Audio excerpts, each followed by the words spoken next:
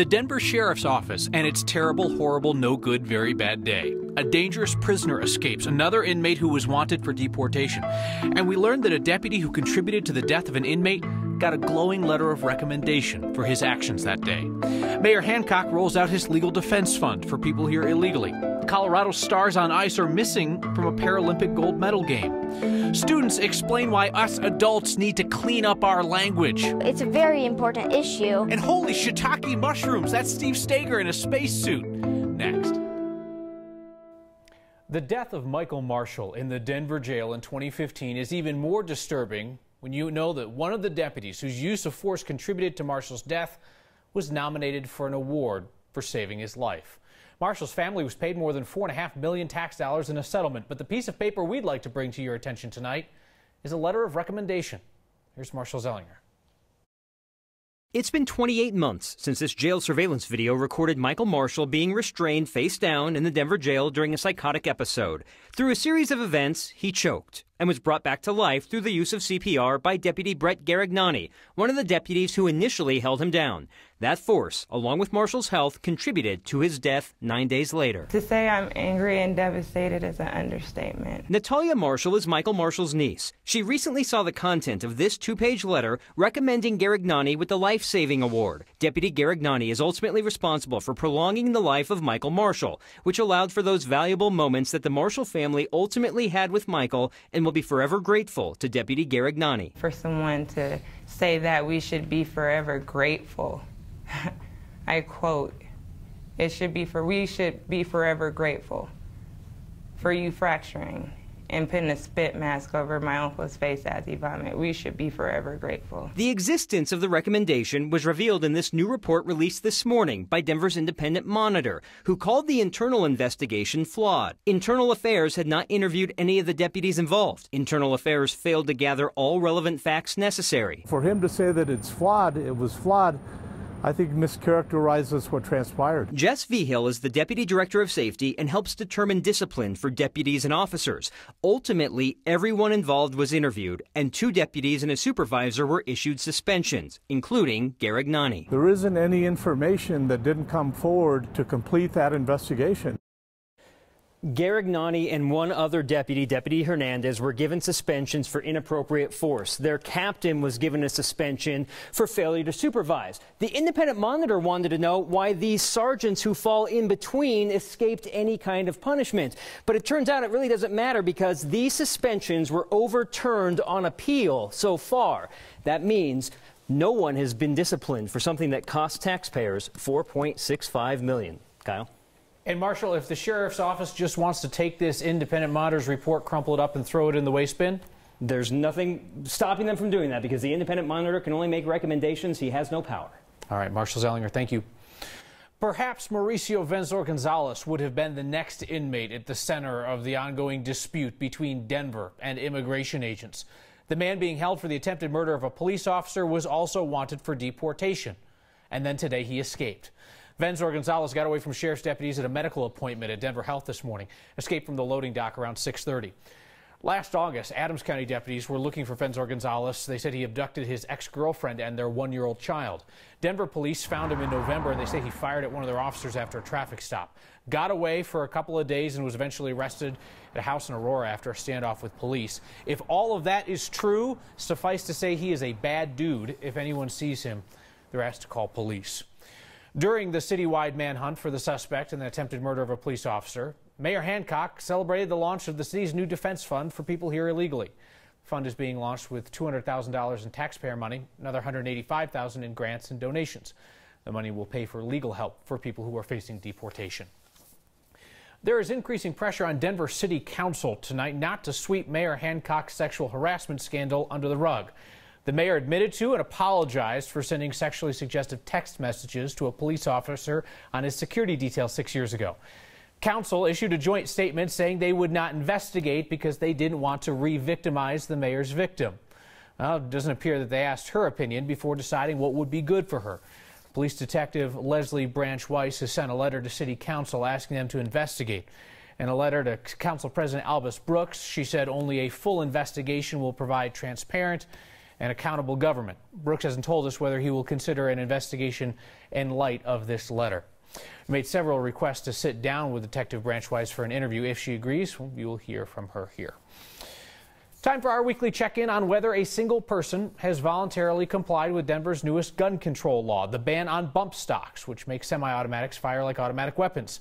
Denver police tell us they still have not had a single bump stock surrendered to them since City Council banned them in January.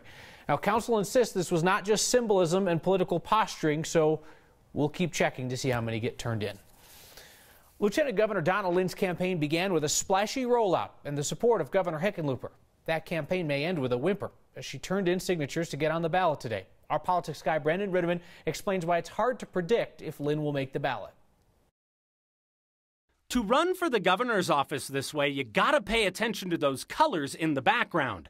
Those are different congressional districts. To petition onto the ballot, you gotta get signatures from voters in your own party, 1,500 of them from each district. Colorado has 7 districts you have to worry about. Sorry about the camera angle, flat earthers. All 7 have different politics, which is the idea. One that troubles Democrats the most is District 5 because it covers Colorado Springs. Former State Senator Mike Johnston turned in 2,300 and change from this district, which looks good considering you need 1,500, but the Secretary of State's office threw a lot of them out. Why? The law says they have to be valid signatures from registered voters who belong to that candidate's party. And the state checks more closely now, thanks to the local reporter formerly known as Mitchell. I'm kind of Marshall Zellinger. So how many were valid for Johnston? The state said 1,543. Not a lot of wiggle room. The campaign for Donna Lynn wouldn't tell us how many of its signatures came from which district. They did turn in more statewide, but here's the thing. If a voter signed both petitions, Johnston gets that person and Lynn doesn't. The law rewards the candidate who turns in their homework first. For Next, I'm Brandon Ritterman. Gathering signatures is one of 2 paths to the primary. Other candidates are trying to win a spot through the state party conventions, which come up on April 14th. Today, we learned that a self-driving car owned by Uber struck and killed a pedestrian in Arizona over the weekend. The crash happened outside of a crosswalk. It is not a question of if this will happen in Colorado, but only when. Now, we would love to tell you how many companies are testing their driverless cars here, but the state isn't tracking that. Colorado passed its self-driving car law last year. It says anybody can put a self-driving car on the road, quote, if the system is capable of complying with every state and federal law. Not flawless, not tested and proven, simply capable of. So this is basically on the honor system as well. If you say your car can do it, then it can hit the road. If you don't think your car can self-drive and obey all the traffic laws, then you're supposed to ask the state for permission to test it. Colorado has only received 2 applications, one from a company called Easy Mile, which makes these boxy-looking people movers, and an application from the state itself. CDOT is testing a driverless truck. They'll use it to follow their crews and protect them from being hit by other vehicles on the road. Colorado's driverless car law also says that liability for a crash involving a self-driving car would follow all of our existing law on the subject, but it's a pretty good bet that incidents like this Uber one in Arizona could end up creating some new case law on the subject. Colorado's best-known Paralympians missing from their gold medal game. Elementary schoolers say they are sick of adults' filthy mouths. Our slogan, which is "Be the bleep," means that we want you to be the sound that makes the bad word not be heard like on television. And oh, sugar! That is a Colorado problem if we've ever seen one. Next.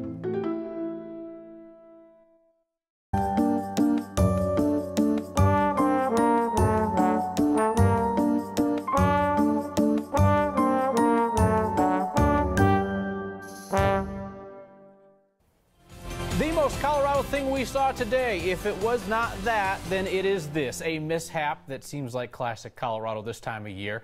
I'm not sure what emerged from Jim Downing's mouth when he realized he left his sunroof open. If he listened to those kids we're about to meet, it was something like, "Mother smucker, son of a biscuit."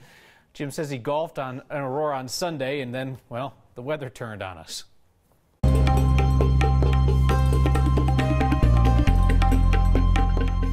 How nice to say goodbye to winter with a round of snow, much needed snow, and it's so beautiful in the high country and still coming down up there. We just have isolated snow showers here in the city.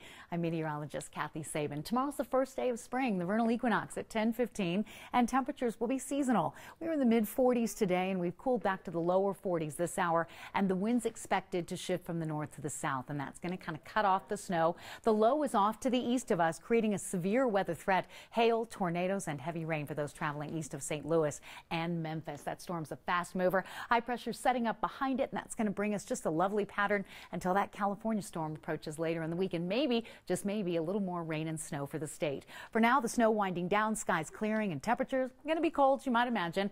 We have a low of 25 tonight. Temperatures tomorrow seasonal in the mid-50s, but check out the midweek time period. I've got 65 Wednesday, low 70s Thursday and Friday. Spring, a new season, a new weather pattern, perhaps not much snow in that long-range forecast, so I guess we'll just have to enjoy, Kyle. All right, thanks, Kathy. Some real rocket scientists down there at the state capitol, huh? It's not about the legislators. It's Aerospace Day today, where people in the space industry come down and talk to lawmakers about their business. We sent our resident rocket scientist, Steve Stager, down, and he tried his best to fit in. The Colorado legislature, the not-so-final frontier. These are the voyages of young scientists and aerospace professionals. Their day-long mission? To network with each other, to convince legislators that their grants deserve funding, and to try to avoid the reporter, ill-informed about space, who is trying to explore a whole new world of its own.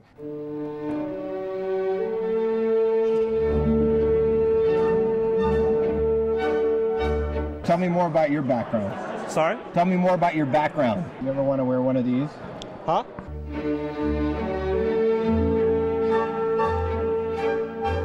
What do you think looking at it? It looks really hot. Like hot? Or you go with both. A little bit of both.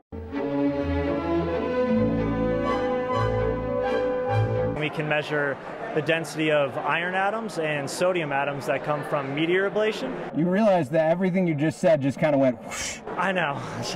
I try to say it in more layman's terms, but it's kind of hard. This is a world full of the brightest young minds. I was recognized as one of AIAA and Aviation Week's 2020, so tomorrow's leaders in engineering and technology. Like Christine Riley. She's here to talk to lawmakers on the Senate floor about why this industry is important. You can go on the floor in the suit if you want. Really? Want to come with me? Maybe. This industry that employs 21,000 plus Coloradans in the metro area. So boldly we went to uncharted territory. I can't hear you at all. It gives that whole take me to your leader thing a new meaning. If you will please stand and let us recognize you for your great contribution.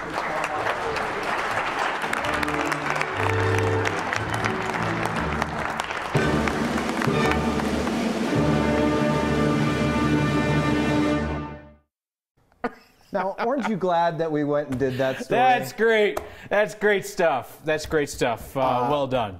Orange, you glad we did it? Yeah. Listen, that's the most entertaining thing I've seen since that Syracuse-Michigan State game. You only get credit for one. 2 more this week. We'll be right back. A group of 4th graders become the profanity police. We don't appreciate hearing this type of language in public places. Darn Skippy. Where were Colorado's Paralympic sled hockey stars during the gold medal game? And catching a glimpse of a sober St. Patrick's Day tradition. Next.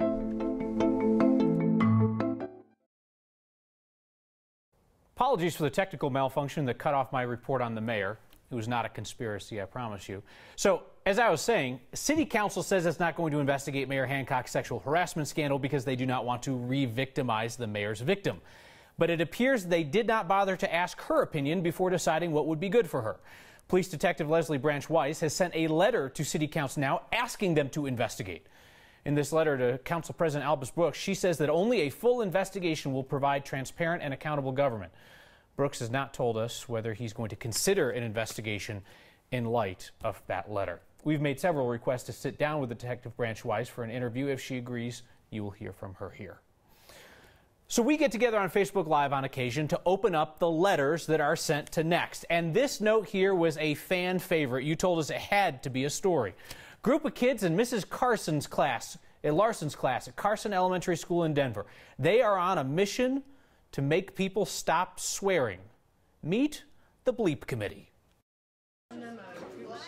We're a classroom of 4th grade students, and we don't like bad words. Those words hurt. Don't enjoy hearing them. They don't make you feel good. We don't enjoy being around them. They make you feel disappointed in strangers, honestly. We don't want to grow up with bad words buzzing around in our heads. It's bad for our minds to develop around cursing. It makes you want to do something about it, which is why we came up with this campaign. Bleep, bleep, which stands for Bad Language Eliminates Essential Partnerships. We want you to be the sound that makes the bad word not be heard, like on television. Our hope is to stop cursing in Colorado. Bleep. As part of this campaign, we've revised and edited a letter to send to major companies and people to try to spread the word about cursing. Some of the petitions we do not enjoy hearing people curse in public.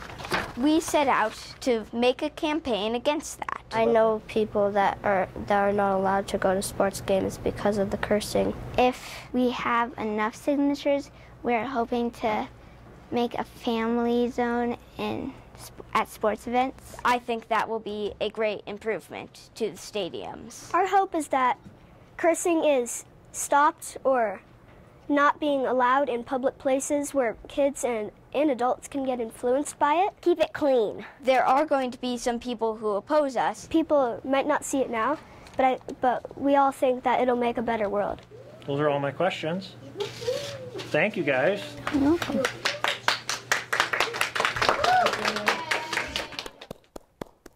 Kids have an online petition that they're hoping 1,000 people will sign. They say they eventually want to take the campaign worldwide. Our next question comes from a viewer named Jacqueline.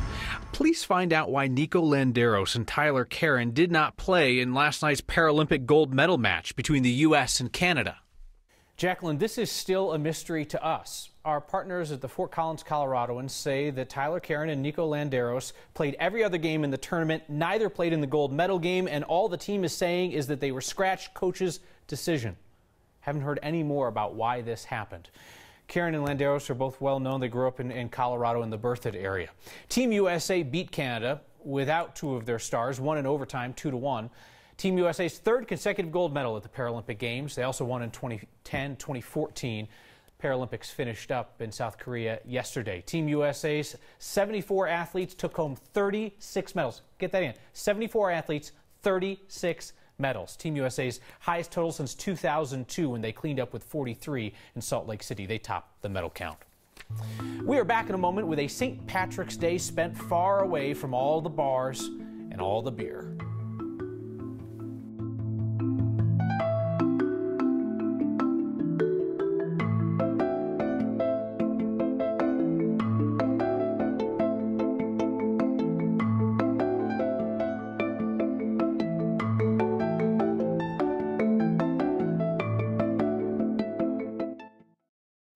Seems all we see is St. Patrick's Day or bar crawls, people making posteriors of themselves in public, maybe a little snippet of the parade. Take a look at this. A fan of Next saw this quite sober and serious St. Patrick's Day tradition at a cemetery in Littleton over the weekend. 2 men and an older woman gathered playing Irish music at a gravesite. Beautiful and a bittersweet St. Patrick's Day tradition, it would appear, for one family.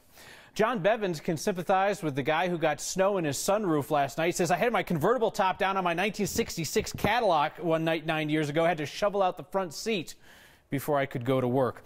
And Robin Breck with a thought about our technical malfunction earlier tonight. He says, that was weird. Somebody in the control room on the shiitake mushrooms. Just a mistake, Rob. I'm certain somebody was feeling terrible about it. Oh, fudge. See you next time.